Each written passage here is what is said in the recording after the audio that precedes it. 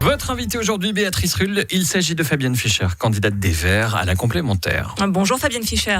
Bonjour. Merci d'être sur Radio Lac ce matin. 8 candidats donc pour cette complémentaire au Conseil d'État, 4 de droite, 2 de gauche, dont vous. À cela s'ajoute la poussée des Verts lors des dernières élections. Et vous êtes en plus la seule femme candidate.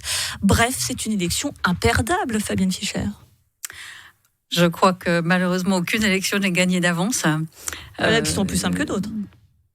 Oui, mais alors bon, c'est sûr que j'ai un atout qui est très important, c'est qu'aucun parti, aucun candidat n'a trouvé utile de présenter une femme.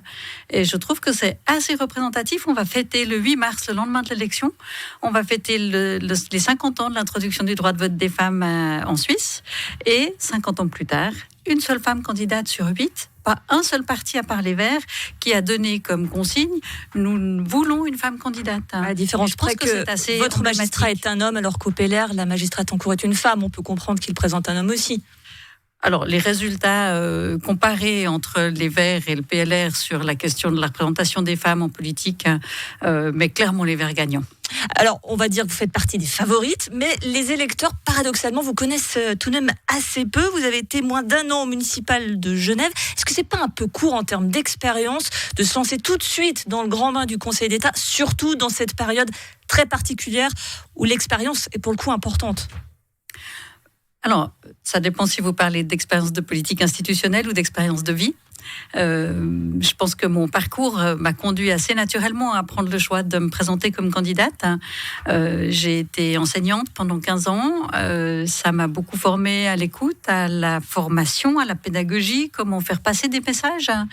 Je suis maintenant avocate depuis 15 ans aussi. Et là, c'est beaucoup de connaissances des entreprises locales, de ce qui fait notre tissu social. En termes de collégialité, quand vos 6 collègues vont arriver, ils disent bon, moi, je veux que tel argent à tel endroit, ta politique sur, je ne sais pas, par exemple, la voiture, on n'en veut pas, etc.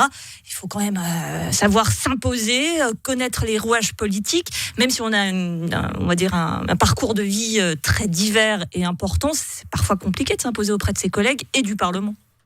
Alors, ma méthode, c'est rarement le rapport de force frontal comme celui que vous venez de décrire. Je préfère clairement la collaboration, la concertation, en étant très ancré dans des valeurs fortes. Donc, ça ne veut pas dire concerter, perdre tous ses objectifs. Effectivement, les Verts, les Vertes ont des objectifs en matière environnementale, mais aussi en matière d'égalité et en matière sociale, parce qu'aujourd'hui, il faut qu'on réponde à cette crise sociale majeure qu'on traverse. Et mon objectif, c'est clairement de ne laisser personne au bord du chemin et de réaliser nos objectifs environnementaux. Et pour ça, je pense que la concertation avec tous les acteurs, aussi bien de politique institutionnelle, mais aussi bien sûr avec les acteurs, les entreprises, les citoyens, les citoyennes, portera beaucoup plus de fruits qu'une attitude frontalement déterminée à imposer des choses. Cette urgence sociale, justement, parlons-en très concrètement. Qu'est-ce que vous allez faire si vous êtes élu pour aider tous ceux qui ont des fins de mois très difficiles? Là, très concrètement, qu'est-ce que vous proposez, vous? Alors, première réaction, 3 mesures me semblent urgentes et indispensables. La première, c'est de répondre aux besoins de revenus disponibles de toutes les personnes qui sont touchées par les mesures d'interdiction, que ce soit des entreprises, que ce soit des indépendants, que ce soit des personnes du monde culturel. Donc davantage de subventions ? Garantir des revenus fixes, des revenus stables qui permettent aux gens d'assumer leurs charges, notamment leurs charges de loyer et leurs charges d'assurance maladie. Évidemment, personne ne veut aujourd'hui prendre le risque de ne pas payer son assurance maladie, mais aussi, on sait maintenant qu'on va commencer, il y a un risque en tout cas, comment vous garantissez de résiliation. Comment vous garantissez qu'on puisse payer nos charges, qu'on puisse payer notre assurance maladie? Vous avez sans doute vu que la BNS a annoncé un bénéfice de 21 milliards de francs il y a quelques jours. Eh bien, je crois que clairement, il faut aujourd'hui viser à ce qu'une partie de ce bénéfice soit distribuée, en plus de ce qui est distribué automatiquement à la Confédération au canton.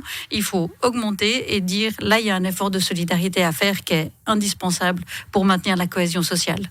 Vous souhaitez également investir dans la rénovation des bâtiments et pour financer cette rénovation, vous l'expliquez à nos collègues, vous envisagez de demander temporairement un effort aux grandes fortunes. Parlons vrai, de combien voulez-vous taxer davantage les plus riches d'entre nous ? Écoutez, alors c'est une réflexion qui est lancée. On parle de solidarité, on parle de cohésion sociale. Je pense que l'effort doit être demandé à tout le monde. Aujourd'hui, on sait à quel point les soignants, par exemple, sont au front.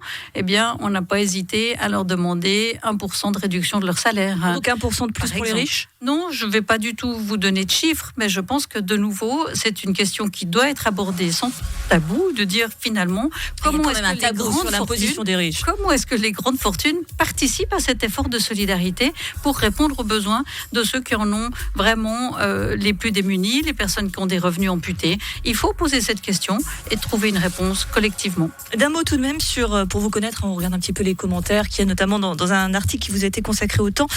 Alors, c'est quelqu'un de votre propre parti qui dit « On a du mal à connaître sa vraie densité politique. Elle récite un bréviaire la plupart du temps. » Pas besoin d'ennemis quand on a ce genre de réflexion. Je vous laisse votre commentaire et puis vous verrez, vous pouvez juger sur la base des réponses que je vous ai apportées ce matin si c'est un bréviaire préfabriqué ou si je réponds avec sincérité, engagement, avec surtout l'envie d'apporter quelque chose à Genève pour que les choses bougent. Il y a un moment maintenant qui va le permettre et c'est ça que je souhaite proposer à Genève. Alors justement, pour terminer et très rapidement, dites-nous en 3 axes et en moins de 20 secondes pourquoi c'est vous qui devez être élu conseillère d'État. C'est moi qui dois être élue conseillère d'État parce qu'on doit répondre à 3 urgences. Une urgence sociale, mais une urgence climatique aussi. Et les deux, on doit y répondre dans le même mouvement. Et puis enfin, c'est moins une urgence, mais c'est un problème de fond, des objectifs d'égalité. Le bréviaire ou l'abécédaire de Fabienne Fischer, candidate des Verts au Conseil d'État. Tout cela en allitération, c'est parfait. Excellente journée à vous. Merci, bonne journée à tous et toutes.